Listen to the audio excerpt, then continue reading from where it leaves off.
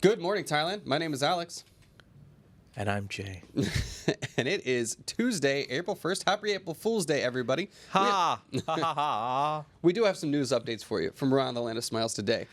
Now, today we'll be talking about the continuing fallout after last week's devastating earthquake, a tragic incident involving a British man's first Muay Thai fight, and a little later the potential weaponization of aid being sent to Myanmar. But before we begin, please be sure to subscribe to the Thaiger to stay up to date on all things Thailand, and hear a word from our sponsor. Yes, our sponsor, EC Markets. Ladies and gentlemen, if you've ever thought about trading in the global markets of Forex and crypto and indices and metals and crude oil, EC Markets is a place to do it. They've been in the market for more than 10 years.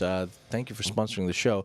Disclaimer, do be safe out there. Only invest what you are willing to lose because it can't be volatile. Indeed. Invest at your own risk, but EC Markets has the tools to get you started on building up that future. Now, let's begin. Our very first story brings us to visa policies. Thailand's new digital arrival card is causing confusion. That's right. Thailand is ditching its TM6 arrival card from May 1st, replacing it with the Thailand Digital Arrival Card, or TDAC. While intended to modernize entry procedures, the rollout has been chaotic. Travelers must now submit personal and travel details online to receive a QR code for immigration, but confusing instructions and non-functional tutorials are causing widespread frustration. It's unclear if the TDAC replaces customs forms or if paper forms are still needed. Regardless of visa type, all foreign nationals must fill it out. With just weeks to go, Thailand's attempt at digital immigration reform is facing serious growing pains. You know, there's a problem if people are asking, do we still need the paper? Then when they're trying to fix it with a digital solution. Right, exactly. Like, what is the point of going digital if we still need to do the paper in the first place? Just have the paper just in case. Yeah, I guess. I mean, I would imagine like that eventually we'll be in a paperless process, but maybe in this transitionary period they'll still want to double check and be safe. But. Yeah, look, they'll figure it out. One thing is they always roll it out. It will be a pain. It will go through a lot of mess, but then they'll figure it out. Yeah, they always do that. We'll keep you posted on how it works too. Yeah. But we still got a month before that happens, so just prepare yourselves, everybody. All right. Well, moving on to our next story, an important one for Thailand, where earthquake tremors shake Thai tourism confidence. Is confidence dropping in Thai tourism as a 7.7 earthquake in Myanmar has rattled Thailand's tourism sector, already grappling with safety concerns? Buildings in Bangkok shook, prompting 10% of foreign tourists to check out early, with international arrivals expected to drop by up to 15% in the next 2 weeks. The Thai Hotels Association and government are working to reassure visitors, conducting safety audits, with tourism contributing 13% of the GDP and employing 20% of the workforce in Thailand. The economic stakes are high. Songkran bookings remain below pre-COVID levels, especially among hesitant Chinese tourists. Experts warn that could derail the forecast of 38.1 million tourist arrivals in 2025. Yeah, people are skittish. This is obviously not a regularly occurring event. People from places in China that don't usually experience this kind of thing, which is they've already been nervous for other reasons, right? Yeah. Be it the scam call centers, like the random kidnappings that happen. That's a big deal because China is definitely not afraid. Like the fear mongering goes crazy over there. They prefer people traveling within their own country. Yeah. And it's not just tourists, it's also some of the expats living here. So look, tourists would be like, hey, maybe we delay our trip to Thailand. We don't necessarily need to go now. People who are here, they want to leave early. Some of the expats who even have properties here. So it's not just tourism, but even the real estate market. Like, who wants to currently now buy a condo or a house in Bangkok? Yeah. Right? Especially condos, where foreigners can own 100% of the condos, but they're like, is it safe? Or maybe I'm better off coming back in like another 5 to 10 years. Yeah. So, a lot of things are going to be suffering due to natural disasters. This is a good point. Is it time for me to renegotiate my rent? I know, right? Do you know when I pay my rent? Huh? On the 28th of every month. So do I. And that was the day of the earthquake. And I was like, do I get a free month? That's what I mean. I still haven't paid yet. I'm waiting for him to yell at me. I'm like, scumbag. I was like, I gotta support my landlord. My landlords are like amazing though. Mine's been great too, but at the same time, what about the support for me, who actually has to live in this high-rise building? That is fair. Like, I don't know. That is fair. I mean, to be look, as a tenant, you can make certain demands. I mean, yes, it's a natural disaster. Yes, they had nothing to do with it. Yes, you're a scumbag. But anyway, but you have your rights. I know. And you are a rightful scumbag. Well, I'm thinking of moving to a lower floor. Honestly, you? like I don't know. I don't want to be a big old wuss, but No, we'll see. I'm not sure. I think that's one thing that's clear is that it doesn't matter how small you are, how big you are, how old you are. When the entire ground starts shaking and you think your building's coming down, I think everyone has a right to be slightly scared. Right. It's all good, man. That was all it was good. a horrifying There are experience. no that's for sure. heroes here. Yeah, we're all in the same boat. Indeed. Well, anyways, we'll break away from the earthquake news for a little bit to bring you some other, unfortunately, tragic news. This time we're down in Koh Samui, where a British man has died after his very first Muay Thai fight.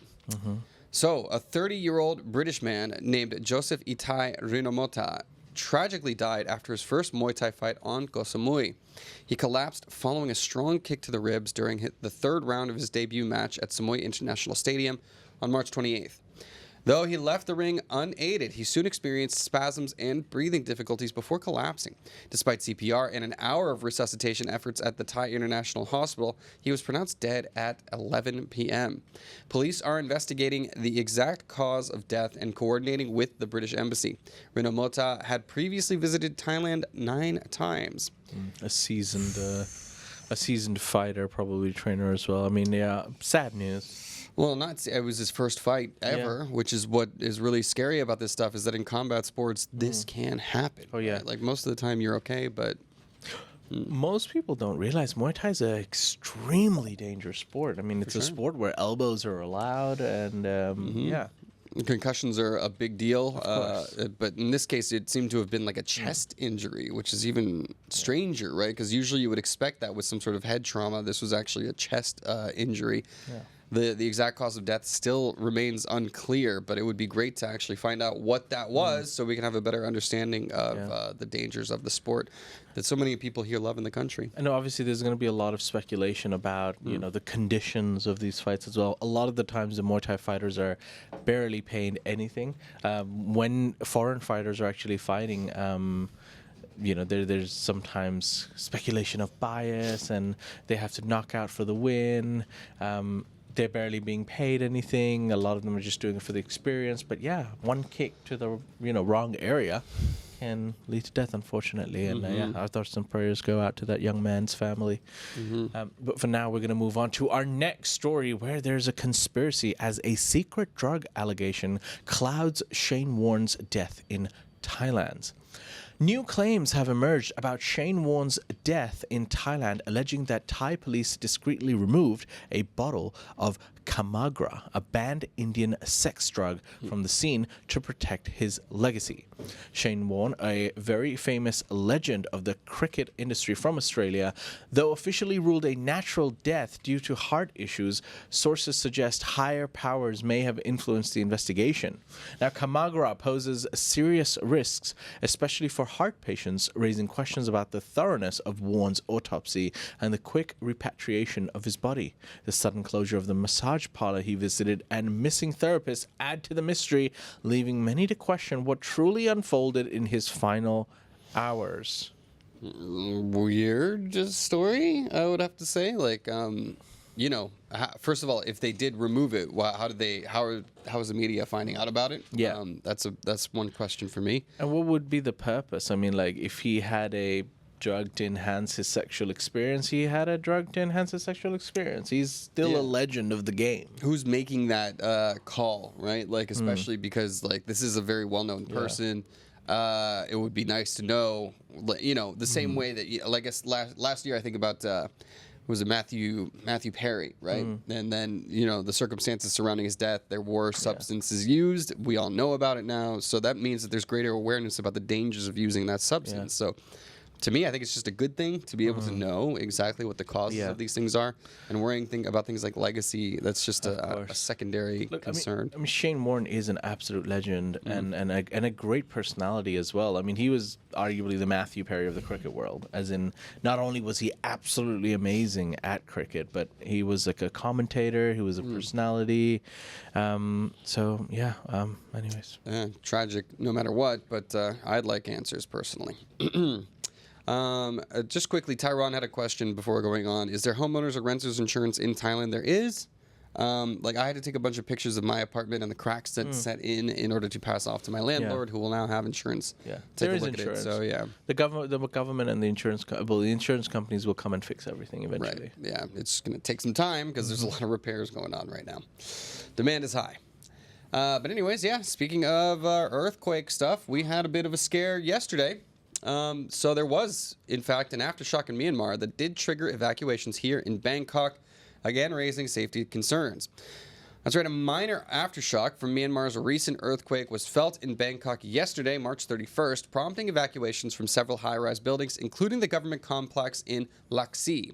A loud cracking sound and falling plaster sparked panic, especially as parts of the complex, housing major courts and government offices, appeared to be sinking. However, the Thai Meteorological Department confirmed the tremor posed no threat to Thailand, attributing the structural issues to pre-existing cracks. Inspections are now underway, and building owners have been urged to assess structural safety before resuming operations. Officials emphasize relying on verified government updates for safety decisions. So this is the issue, is that nobody is really sure. They said a lot of the buildings are back open for business. We're back in as business as usual, but did we inspect everything? All right, were the inspectors able to thoroughly check all of the buildings in order to make sure that they are safe?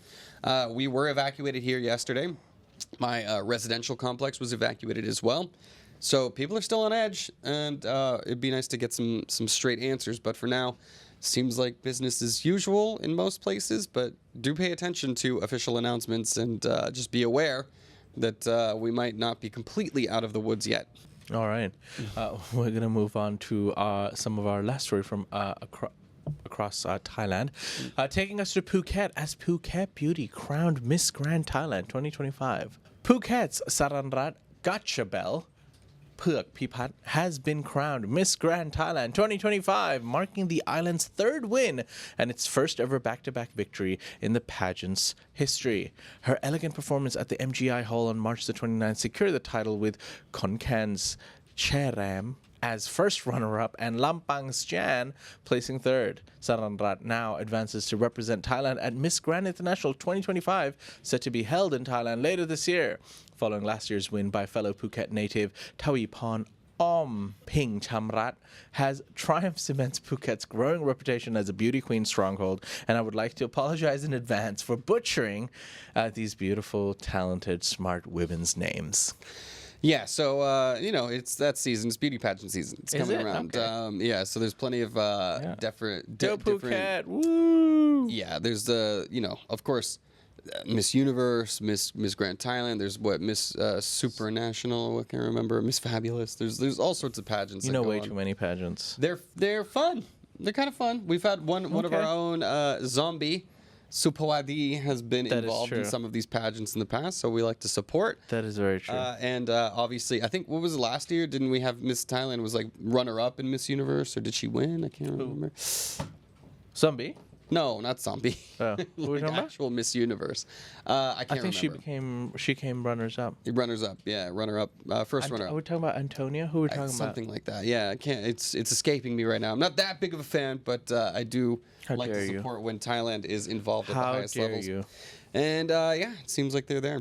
Okay. Anyways, Tan, are we almost ready for the promo? So, guys, that'll do it for a Thailand section of the news. But before we get into the ASEAN section, please just give us one moment to hear a word from our sponsor.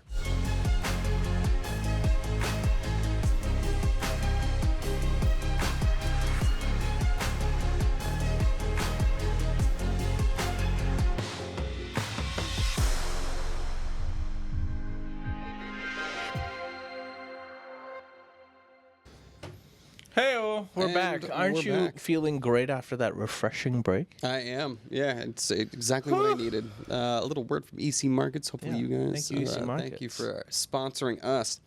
All right, guys. Well, let's head into the greater ASEAN region to hear more about what's going on around our neck of the woods.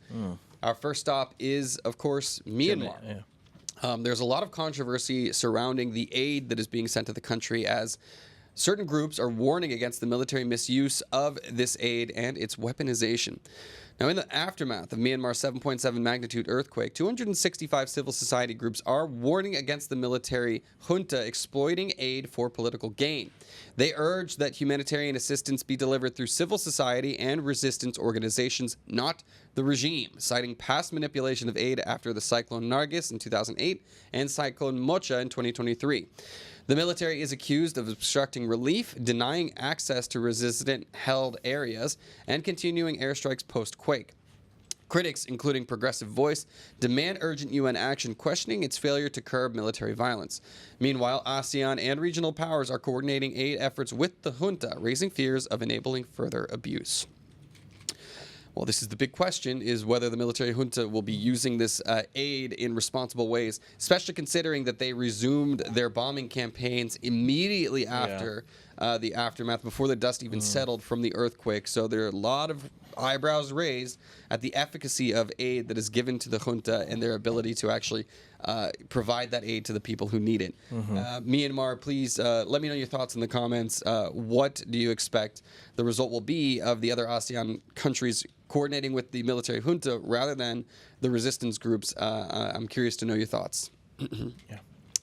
We're going to move on to our next story, which is regarding a Cambodian worker who has now been confirmed dead in the Thai quake aftermath.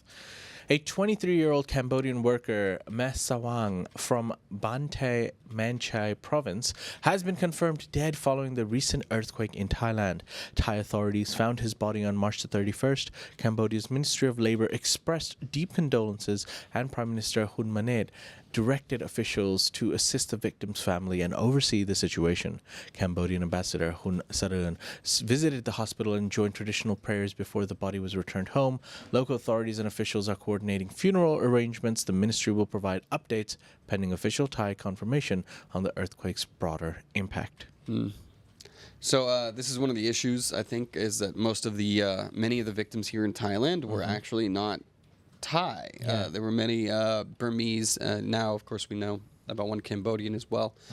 Migrant workers, people that were working in the construction industry, things like that. So, we just have to remember that this has affected pretty much everybody in the region, both in direct, casualties, and also, of course, the psychological toll that this event has had on everybody in the region. So, important that these countries stick together and provide support for each other. We'll move on because, speaking of international cooperation, Malaysia and Thailand are set to conduct a joint Myanmar aid visit. Okay, that's good. Indeed. So Malaysia and Thailand's foreign ministers will jointly visit Myanmar on April 5th to assess the earthquake aftermath and coordinate relief efforts. Following an emergency ASEAN meeting, the bloc agreed to activate the ASEAN Secretary General's role as humanitarian assistance coordinator, enabling a more unified disaster response. The visit aims to ensure aid reaches affected communities promptly and fairly, with support from the ASEAN Disaster Response Center, or AHA. The joint statement stresses the need for a safe environment to deliver aid and urges all Myanmar stakeholders to prioritize humanitarian needs without discrimination or obstruction. Easier said than done, this whole thing. So again, they're coming to coordinate with the junta, who is, of course, the traditional seat of power in Myanmar. And they're trying to say, hey, guys, you better behave yourselves. This aid better be going to where you want it, where we think it should be going. Will it, though? Or will they use this aid as sort of an incentive for people to continue to support their rule? Of course. So it's a sticky situation, and it's unclear exactly how this visit will benefit the actual Burmese, or the people of Myanmar, rather than just the holders of power. I mean, how can you even enforce it? I mean, it can always be made up. But Yeah, who knows? all right, we're going to move on to our next story, which is regarding a new pedestrian bridge to transform Saigon's riverfront. In some good news, Ho Chi Minh City has begun construction on a striking 720-meter pedestrian bridge across the Saigon River, designed to resemble a Naipa palm leaf, a symbol of southern Vietnam.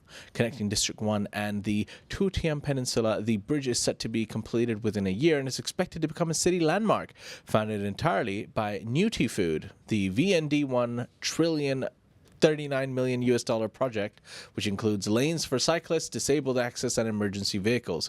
Positioned between the Ba Son Bridge and the Saigon River Tunnel, it features an innovative steel arch design. Wow.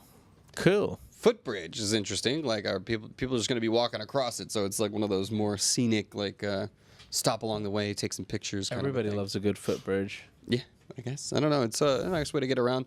It's one of the only reprieves from Saigon's river of scooters. Yeah. So it would be nice to just get some Except for scenic Thailand, pictures. it's too hot and I'm going to ride a motorbike. Yeah, that's for sure. I mean, Saigon's no different. It's very, very hot over there, but yeah, it's a nice Have you ever been idea. to Saigon?